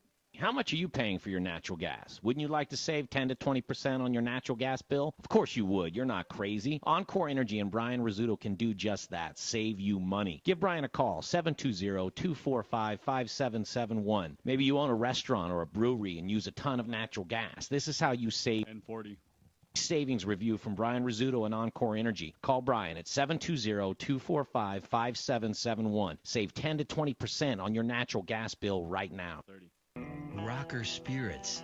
It's a distillery. It's a place to hang. It's about quality. It's about taste. It's about passion. In 20 seconds. Rocker whiskey, rocker rum, rocker vodka. Get ready for an original look, feel, and experience. Old Town Littleton. And if you get hungry while you're sipping on some drinks, they've got the best food truck line in town. 5, 4, 3, 2, 0. .com. Okay, we're going to finish up making some delicious kombucha here with Trubucha and Mark in just a minute. I was talking to you about Proud Souls Barbecue and Provisions. You guys, here you go. Do yourself a favor. They have now time to breathe. July is over with the rush of the folks that wanted to get their grills, their smokers. That's kind of dying down a little bit. There's no better time to educate yourself on what's best for you. These guys will take the time to sit down in this luxurious showroom. They've really built a state-of-the-art place, Brian. From start to finish, they will give you everything that you need. Take the time to go visit with the boys, Tony, Dan, Frank, Chris. These guys are going to help you out to make sure that you're the talk of your neighborhood and that you're rolling smoke like the pros. I love when you say that, rolling smoke. So get down to Proud Souls Barbecue and Provisions because you will learn how to roll a little smoke. It's 25th and Federal. They're neighbors of ours here at Studio Kitchen, Colorado. ProudSoulsBBQ.com. Check out their classes. It's all there for you, Proud Souls Barbecue and Provisions. My name's Chef Keegan Gerhardt, owner of D-Bar, and you're listening to The Modern Eater on iHeartRadio. Yes, you are, Keegan. Sold out dinner from the Summer Dinner Series, which was great. Every single one of these dinners is sold out, and you're lucky enough to be able to participate in. Actually, there's a couple of tickets left of the last week with Justin Brunson, which I can't believe that. Everyone else sold out. I can't believe it either. Yeah. And then the dinner that's near and dear to us, probably the best one around because it's food for a cause, and 100% of the proceeds for this dinner will go to the Colorado Chefs Association apprenticeship program. SummerDinnerSeries.com. Those ACF chefs will be in here cooking. Speaking of the ACF chefs, our dear friend Jesper Jonsson continues with us as we learn how to make kombucha. I'm right? excited. And then Chef Christopher Moore goes, can I grab a headset because I'm really interested in this, and my wife loves kombucha. She does. And I'll have some questions to do She that. does. So, Mark, as we continue, we left off because we needed to brew some tea. Yep, absolutely. So that was step one. Brew some delicious tea. Make sure you have great tea ingredients. That's where we're at. The tea is brewed. Absolutely. Now, the other thing is you can't make kombucha without actually drinking kombucha. Okay. So we all have some kombucha. This is our Fantastic. Citra hops. So This is cheers, great. everyone. Cheers. Cheers, everyone. Cheers. All right. So we got our tea. It's hot. So to save some time, we're going to put some. Actually, we're going to put the sugar in first. First of all, that's delicious. Isn't that delicious? Hey, and Mark, the tea is because that's going to be the flavor, right? Is that what it is, or no? Is the tea going to be another element that the SCOBY is going to be eating? Yeah, the tea, the caffeine is going to be what the SCOBY is going to be eating. And so those just tuning in again, SCOBY is what? Symbiotic culture of yeast and bacteria. So you can use more tea or less tea. It depends on how much tea flavor you want. You can use white tea. You can use green tea. You can use black tea. It's real more personal preference. Kind of can depend on your culture as well. They're all a little bit different. We use a green tea, and we just found that our culture actually works better with the green tea. So now we've got our sugar and our tea made. So now we basically have sweet tea. Sweet tea. Yep. It's kind of like a weakened sweet tea is what it tastes like. So to save some time, we're going to actually dump some ice in there because we don't want to put this in there hot and then put our starter kombucha in there because basically it'll kill all the bacteria. We want to make sure everything is cold. Bacteria hates heat, so we're going to add some ice in Which there. that is really interesting because I think that goes against the norm, Mark. Most people would think that in a warm area, you know, grow, in that in your steam shower, you've got stuff growing in there, and you're always afraid of that. Like a fungus. A fungus, yeah. You would think would really grow. I mean, I know mushrooms grow well in the heat. Yeah, but absolutely. SCOBY's not necessarily the same, is it? Yeah, so even the health departments earlier on had a hard time with this because in most commercial kitchens, you're trying to kill bacteria, and we're actually trying to keep it alive. So we don't want it over 90 degrees because we don't want to take a chance of killing anything off. So, but we have good bacteria in here. And one of the ways that we make sure we don't have bad bacteria is by pH level. So once you have a pH of below 4.2, then nothing really bad can really grow in it. So we have good bacteria here. So now we've got our cold sweet tea. We're going to dump it in here. Hey, Mark, while you're doing that, one quick thing is talk to people real quick about the difference between alkaline and acidic, right? Because that's what a pH really means. Some people understand that, some people don't. In the culinary world, a chef is very tied into a pH. Yeah, so With it every day. especially on like social media a couple years ago, you always heard about, drink lemon water in the morning because it'll help your body become more alkaline. But lemon water in general is very acidic. Kombucha is the same way, where our pH runs between 2.9 and 3.1. You can probably tell me what the average pH of water or body is. Around 7. Yeah. 7 is neutral. 7.2. 7 is neutral, yep. Yep. So, we have something that's a very acidic product, but when you get in the body, it actually reverses what we're thinking. You're thinking, it's acidic, so it's going to make us more acidic. It actually is just the opposite. It actually helps us become more alkaline or more balanced. And so that's, one of the biggest benefits of the kombucha. Fantastic. So now we have our sweet tea in a glass jar. That's right. And it's chilled. Chilled. So we don't want it too cold, but eventually, even if it's too cold, it's going to get up to room temperature anyways. So now the part that everyone's been waiting for. Yeah. The SCOBY. Here's our SCOBY friend. And this is just a piece of it. So like I said, ours weigh about 80 pounds in our tanks. So this is what it looks like. All right, who wants to touch it? I'll touch that. I mean, can I touch it with my bare hands? Yeah, we're going to throw it away. I've got some more in here for that. Can I keep that? You can keep this one here. Okay. Greg, easy now. Well, no, I mean, Isn't it living? It's very fleshy. Don't right? pinch it. It is very. It almost looks like chicken, It's folks. it's very hardy though. Like it's hard to kill this. Like if you were in here on the station, folks, you'd be looking at this and you'd be saying, "Oh, is that a big piece of chicken that we're putting on the grill?" That's crazy. For anybody on the radio here, I would describe that more like more like shark calamari. skin with some fat under it or something. It's like calamari. Yeah, calamari. The thing is it's very Highly tough. Like it's hard to pull this apart. You can't pull it apart. So they've actually started hydrating this and actually starting to make clothes out of it and different things. Little Rich asked if you could eat it. You gonna take a bite of it? Is there a flavor profile to it? No flavor. Do it, Richie. Richie will eat it. No, Richie just eats take anything. a bite of it, Rich. Would you eat that? You will. Do it, Richie. Do it. Does it taste like anything, Rich? I'm seeing lots of faces. No, I can't it's see very if it's good light. or bad. Almost fruity, lightly citrusy. Really? A lemon's way more tart. It's firm. Would it be good on a tortilla chip? It'd be great on a tortilla chip. Oh, my God. So now we're going to take a little bit of our SCOBY. This is basically starter SCOBY. We're going to put it in there. And then we're also going to take... Now, is there a ratio that you would want? There is. So on the actual SCOBY itself, there's no such, or not really a ratio. But if the SCOBY gets too big, it ferments faster. And you don't want it to ferment too fast. So it's kind of like even the starter. So starter, for 1 gallon, you want to use 1 cup of starter. On the sugar side, we actually use 1 cup of sugar as well. Okay, so it's a very simple thing. 1 cup of sugar, 1 cup of starter, a little bit of SCOBY, and a little bit of tea. And how many ounces is that? This is 1 gallon, so That's 120 1 gallon. ounces. Yep. Okay, so 1 cup, 1 cup. Yep, and now And we're a going to little- put our starter in there. Well, and you said ferment. Now, doesn't that mean it turns to alcohol? It can. So there's many different things that can affect it. So on the commercial side, we want to regulate temperatures and, different things like that, how much starter you start with. Because you could actually, if you wanted to make alcoholic kombucha, it would be very easy to. If I was a teenager again, I would know exactly how to make my own alcohol now. Really? Well, and they even sell. I mean, some of the kombucha companies are actually selling an alcohol version, aren't they? Yeah, absolutely. Yeah, it's beginning to be more popular. There's a couple brands here now. There's going to be another 1 or 2 that's going to be coming in. Did to you know Colorado they soon. card you at Whole Foods when you buy kombucha?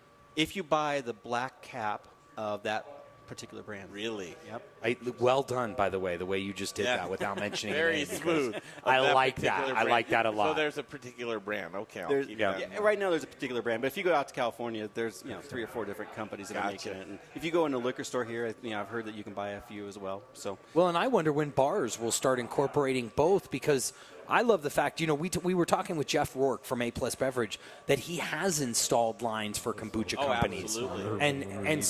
And that's cool. And I wonder when bars will actually incorporate it better. yeah, absolutely. Careful what you say, Rich. Your mic's on. You're hot over there, Rich. So speaking of tap line, go ahead. So a quick question for you, Mark. So these all have different flavors listed on the tops. How do you get your flavors? Because you said that the tea doesn't necessarily dictate the flavor of your kombucha. So there's a lot of different ways you can do this. Number one is you don't want to put a lot of stuff in this beginner because you can start getting mold and things like that. So we do our first fermentation. This is it. And then after this, we can take this and put it into, if we were doing it at home, pop-top bottles or something, put in some fruit in there, and that's how you can flavor. You leave it out for a couple more days, and every day you want to go in there, you want to burp the bottles. You just want to go in there and do this because it is kicking off CO2. And if fermenting, right? Yeah, if you come in our tap room, you can actually see the sights on the side, and you can actually see bubbles just constantly going up, and that's because of the fermentation process. So you want to make sure you burp your bottles. If you don't burp your bottles, roughly around 3 o'clock in the morning when you're just really asleep, They'll burp themselves. you'll find shards of glass up in your ceiling. I don't know, if I have any experience with that or not. My wife could probably, answer that for you. And that's in the experiment kitchen. Exactly. Now we don't have that happen anymore, but it can happen. So you want to make sure you burp in those bottles. So that's it. This is it. Now, I left my cloth right over there in that cooler. If someone wouldn't mind grabbing it. And see, I was smart, and I put these rubber bands on here. Now, we would need to add some water into this, but for the time being. for a cloth. It's right there in that cooler right there. Cheesecloth, I think, Jay. And so by putting cheesecloth on the top, you're actually going to allow it to... There's no... Okay. No cheesecloth. So basically, we're going to take like a cloth, like something like that. We're Greg, can you take off your shirt? Sure. Yeah. We're going to cover this. Show your pecs, babe. We're going to cover this because we want it to breathe, but we don't want anything bad to get into it. We don't want flies or insects or anything else getting into it, so we want to cover this. Cheesecloths work great for that, right? Exactly. Well, you want something that's a little bit thicker, something to make sure that nothing can get into it. What, like a Hanes T-shirt? Yeah, like jersey material. Oh, like a flower sack cloth, like linen. Gotcha. Yeah, exactly. Yep. Okay. You just cover that. And then basically you're going to let it sit there for a week or 2 weeks, probably at least 14 days. How do you know? Taste. By taste. Taste, or you can check by pH. So that's the only disadvantage of using a bottle like this. If you had one that had like a little, test, sample tap on it, like what we do with our 500-gallon ones, we can just go up there and get a sample of it, taste it, check the pH. So will this keep on going? Do you feed this one? This is your kit right here. This is the one. So what can you yield from what you just made right there? Well, you need a cup of starter. So once we fill this up, we'd have a gallon. So 128 ounces. You're going to take a cup out. So you're, let's just say 110 ounces net. So you could do like but most you keep people going again, you right? keep I going. mean, you take that out, Greg. You take the SCOBY, you take your cup of starter, and then you go back and you put that in another thing with tea, and then now you've got one jar and you can make another one. I mean, it goes on forever and ever and ever. Exactly. Little shop of horrors gone good. Phoebe seen one. There it is. But sometime we'll have to talk about SCOBY Hotel, which is you keep growing these SCOBYs, and you got to do something with all the SCOBYs. SCOBY Hotel. SCOBY Hotel, which lives in your fridge. You have an interesting house. I like that. Yeah. And it's cool that you're showing us how to do this. And it's like, okay, at first blush, you could make your own kombucha at home. But to really perfect these recipes, people are lazy. Let's face it, so am I. I mean, I want to do this because I have a crack habit when it comes to this kombucha, and I spend $10 to $15 a day on it. In an ideal world, you'd have this down at home. But the experts, like you, are producing this delicious kombucha for you anytime you want it, and you're tweaking recipes. Where do you go from there to where you have this, and now you want to start adding delicious flavors? I know ginger's big right now. How do you make a cola tasting one, or a root beer tasting one, or what flavors do you have? Greg, that is such a good question. So when I was here Tuesday night, it made me finally realize that our values and what we're doing really align with Modern Eater, which is using fresh ingredients. Yeah. So if you want that cola, it's going to take some type of artificial flavoring, and we won't do that. We're using, as much as possible, we're using fresh ingredients. So if you're doing fruits? We're doing fruits. We're doing lavender, rose, citra hops. Love it. So we're dry hopping with citra hops. So we're using fresh ingredients as much as we can, and then, lavender, we're getting dry, fresh dried lavender and some things like that to flavor it with. Mark, do you guys, is Trubucha sticking with some classic and traditional, straightforward flavors, or are you guys looking to get into, some of these guys, they're making these crazy concoctions. Mm-hmm. Is that a direction that you're going to go, or are you going to go really straightforward and be very direct with your flavors and what people are looking for? Yeah, so up to now, we've basically have kept things simple. We keep all of our flavors individual for the most part, because in that way people can kind of come in and make their own mixes and everything else. But we are looking at maybe doing a collaboration with someone that could have been here in the last couple of weeks that knows a little bit about gut health, and seeing if we can team up and try to find some things that are more medicinal and might be a little bit more of a benefit to people other than just having the great probiotics in it. I love it. Nice. So Trubucha, first of all, great brand, great taste. You're the expert in this, but I think people would love to find out more information. You actually have a tap room? Yeah, we have a tap room in Lone Tree. What's the address? 10047 Park Meadows Drive. I say start there. Yeah, well, and folks, his kombucha is really competitively priced. He is making kombucha affordable again, like it is in other states. I love that. Absolutely. And not to go down this road, but I think it's important. A lot of folks go out and they're looking for that still be social, non-alcoholic alternative. Yep. And folks, if you own a restaurant, you own a bar, get some kombucha, because I think people will really appreciate it. You can go down that road of the non-alcoholic road. Jay, you drink kombucha. You don't drink alcohol? I drink a lot of kombucha. No alcohol.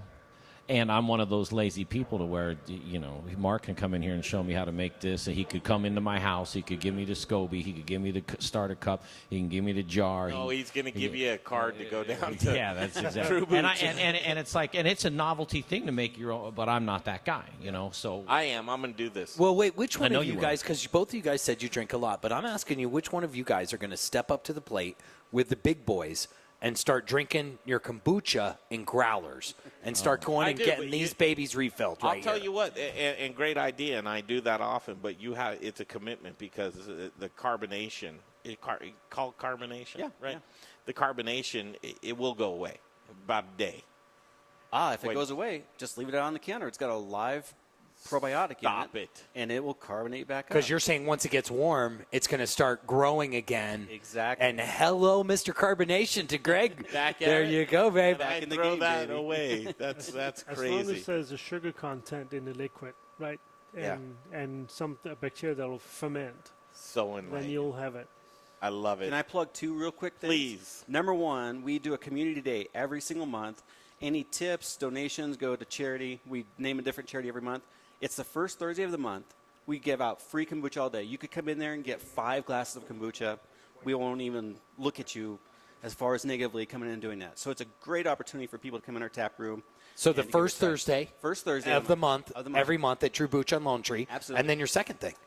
It's my daughter's fifth birthday, so I have to say happy birthday. Happy birthday, Sophia. What's her name? Sophia. Sophia, happy birthday Nice. to you. Nice. Happy birthday, You seem like such a nice guy, man. What are you doing hanging out with us? I don't know. I love it. He's going to be a friend for a long time. He's our kombucha Absolutely. guy. We love you Trubucha right guys. there, Mark. Thank you so much Thank for you. your comeback. And why not? Let's go to some delicious spirits. And Jay Jonsson. Where is Jay? He just snuck right out front. He had to grab something he's out in of his the- truck. He's in the restroom. Jay's coming up next. Jay Jonsson and Bear Creek Distillery. That's next on the Modern Eater Show.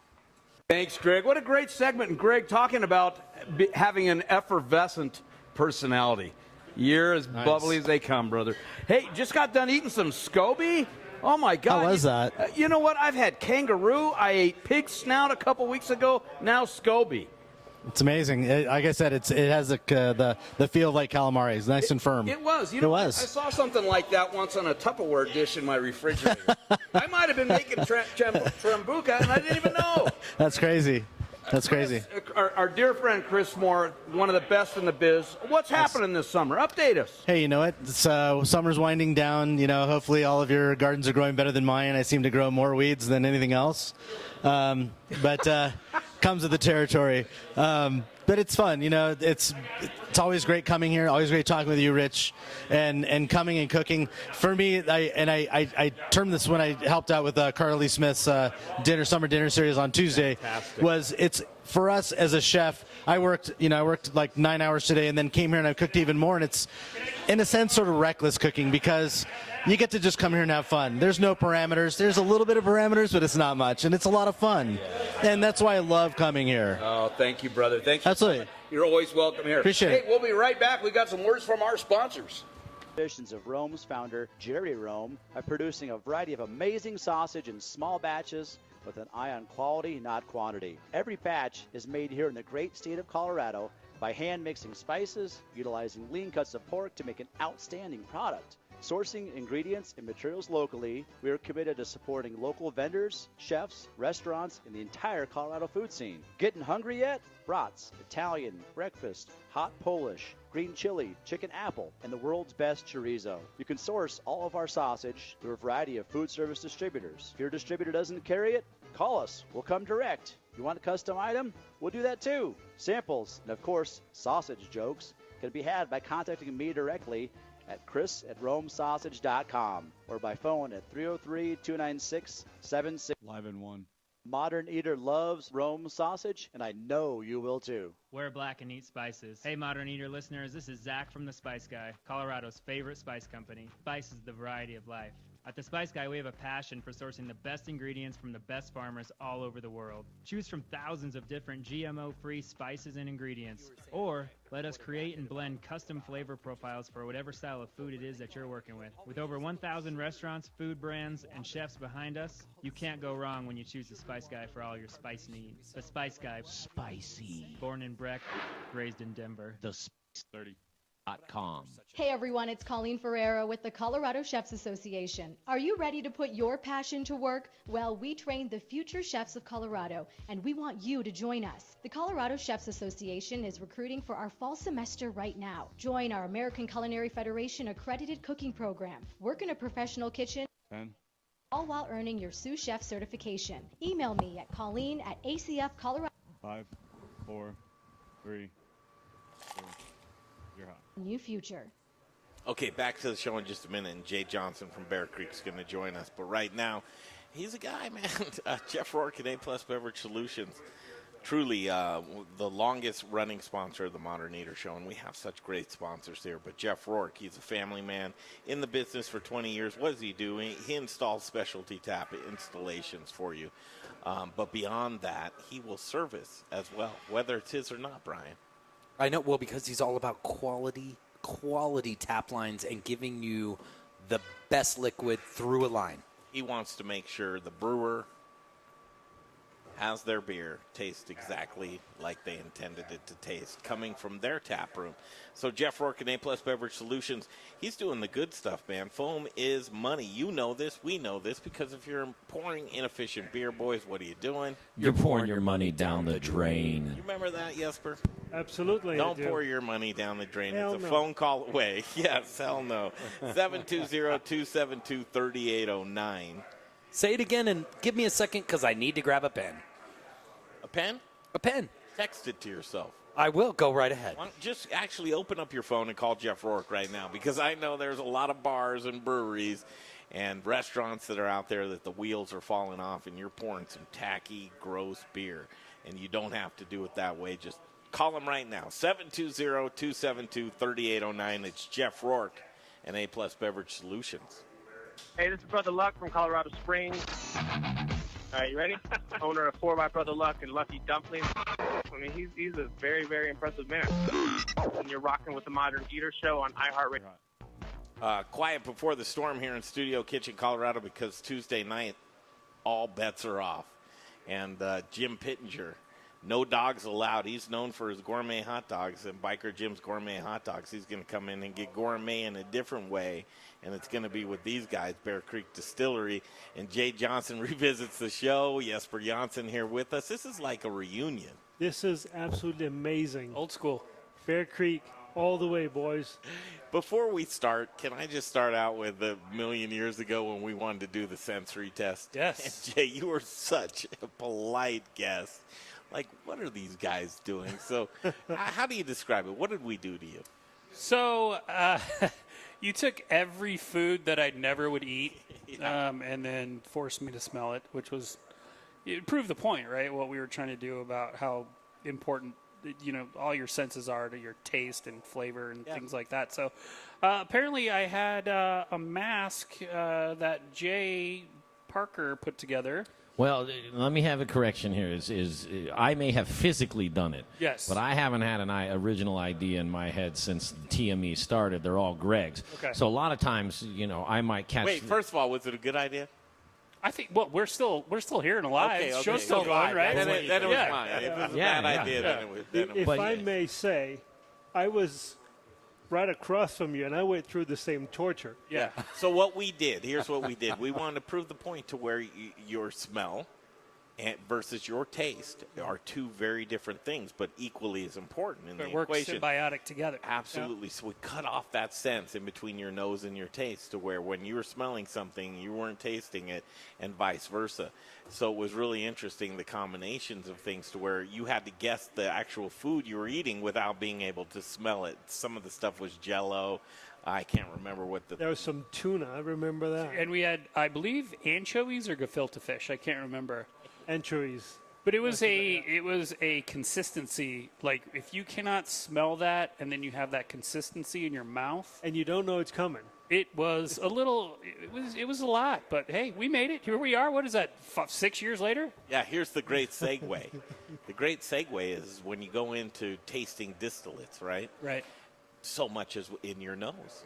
Oh, absolutely. And one of the things we tell people to do, similar to when you're tasting wine, you want to open your mouth when you're when you're smelling, because it drags that vapor over your taste buds, and it's such everything is together, like we've basically proved with that first show that we did. I mean, it's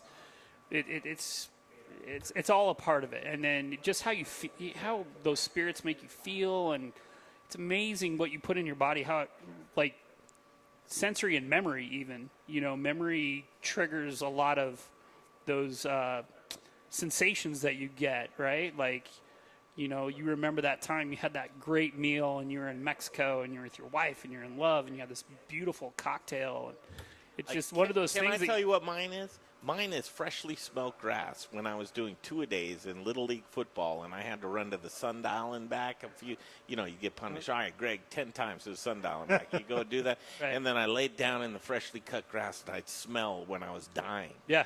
And trying to breathe for air, and I get that smell. Now, a middle-aged guy who doesn't run to the sundial and back, I lay in that freshly cut grass, and I go, this is that smell when I was a kid. You feel like dying. Is that one of those fond? I mean, that's interesting. Do you guys tell me what's yours? What's your smell, man? Oh wow, like one that brings me back. Yeah. What is that one smell that you and you might never smell it anymore because that's mine. I mean, mine. I haven't smelt it in probably 40 years. Which is what? Quite honestly. Well, let me wait. I want to wait for this one. My mom laundered everything with Downy.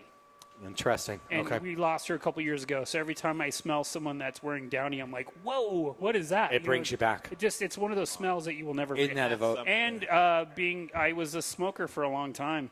And every once in a while you smell a cigarette, you're like, wow, that smells so good. That brings you back to Okay, that so smell. Jesper, you're from another country. What's yours? Oh, yeah. Because that's way different. I mean, we might have very different I mean, because mine and yours are artificial, quite honestly. For sure. Greg's is a natural one. Mine's artificial. I'm dying to hear. Yours is foreigners, right? According to Brian. freak. Well, no, but you have different smells over there because you have true bakeries, you have true butchers. They have a different intimacy with their food in Europe than we do. Very true. Well, I absolutely the smell of a plant of a tomato plant is something that just I actually crave it. It's quite fun, and I don't know if it's necessarily a pleasant smell, but I really enjoy it. But I will tell you that quite often, obviously in the kitchen, there are very distinct smells from different spices, different products, different oils, etc., etc. And sometimes I get a whiff of something cooking, and it will bring back a lost memory where the smell must have been the same or similar. A time and a and place. it can have been, I mean, it could be 30, 40 years ago, and I can remember exactly where I was at, what I was eating, who was with me eating it. Isn't that cool? And so there's no doubt that taste and smell is a very, very lingering memory. I mean, we can forget faces, names, et cetera, but I mean, for me, smell, food, people I was with, that is like carved in stone. We're going to create a great segue because we're going to create a new memory. We're going to break off and we're going to come back and you're going to share something special with us. What are you going to share? So I didn't even think about this before we got over here, but Dylan, who I described to Greg as our true utility player, has done everything from the ground up, was our very first employee. Still with us. He's like, did you taste that bourbon yesterday? I said, no. Why? And because a lot of times we just don't taste it. He's like, that's our very first bourbon that all the barrels in that blend are 4 years old. That blows my mind. I didn't even think about bringing that over here. Makes sense with our relationship where we all started in the trenches how many years ago to introduce this product. So, And this is batch number 10 I saw on the bottle. batch number 10, all 4-year-old barrels in this mix. And that's kind of a benchmark for distilleries. That's when you don't have to put an age statement on your bottle. So if you don't see an age statement, it's everything in that blend is at least 4 years old. So it's a really a great accomplishment for us over at Bear I'm Creek. excited to try this. You aficionados, stick around. We're going to come back and smell and taste this delicious 4-year barreled product. And it's Bear Creek Distillery. They're our favorites, man. I'm telling you, these guys have been doing a great job. And we'll come back in a flash right here with Jay Johnson on the Modern Eater Show on iHeartRadio. Thanks, Greg. Great segment. Hey, we're heading into our final approach. Put your seat backs up. Your tray tables in the upright position. We're going to finish up with Mark. I want to learn a little bit more about this product. I ate SCOBY, for God's sakes. Yes, Tell us, what didn't you get a chance to say on the table? Man, I think probably one of the biggest things is we really believe in sustainability. So people say, where can I get your product at? And they're thinking, oh, are you guys in Whole Foods or some of these other places? And the answer is right now, no, because what we do is we use reusable bottles. People come and they bring their bottles and they fill them up every single week, whether it's at the farmers markets, at one of our wholesale accounts, our tap room. So that's one of the areas that it's more sustainable for the these guys, for the environment. There we These guys go. have thought of everything. So I want to get my hands on some. Again, How do we get some? We're at 30 farmers markets a week this summer. We've got our tap room in Lone Tree, which tap room's a great place to start. And then we're on tap in between 50 and 60 places right now. So all kinds of places for you to get it. And that website one more time. Trubucha, TRUBUCHA.com. Awesome. It's right here on the shirt. Thank you, brother. Hey, we're going to be right back.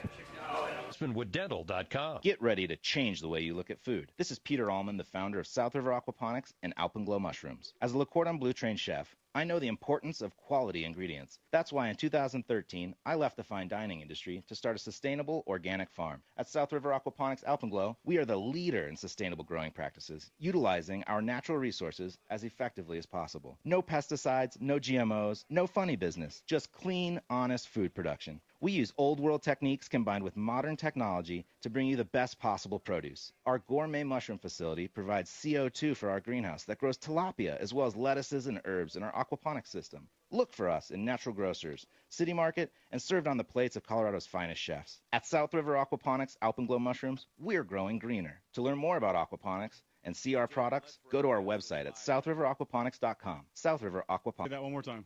Farming. My dad's vegetables are so good. Okay, sounds good. So you're coming back in 1 minute. Okay. Brian Freeman with Growers Organic and the Modern Eater Talk Show. Do you care about where your food comes from? I do. Do you want loyalty from customers who care about that as well? I can help by providing top quality organic produce with reliable delivery, knowledgeable sales team who genuinely care about how food is grown, transported, and served. Chefs, Growers Organic will ensure you have excellent ingredients for your next James Beard dinner, your nightly specials, or your regular menu items. Join the organic revolution and go organic with Growers Organic. Look us up online at growersorganic.com. Hey, chef friends, it's Little Rich here from Raquelitas Tortillas. Raquelitas, known for hyper-local, innovative, and healthy tortillas and chips, served by Colorado's top chefs, and that's why we own Colorado Mills sunflower oil. If you too want to serve the healthiest, most vibrant tasting foods, you must use Colorado Mills. Colorado Mills is hyper-local, Colorado-grown, cold pressed in Lamar, Colorado. Whether you bake, fry, or saute, get your Colorado Mills today. Available through Shamrock, Growers Organic, and Dawn Foods. For the best oil in the business, use Colorado Mills. Now it's time for the Modern Eaters Booze in the News segment. I like my beer cold, my meat grilled, and my entertainment explosive. All we need is a chair and a cooler beer. Here's your booze news.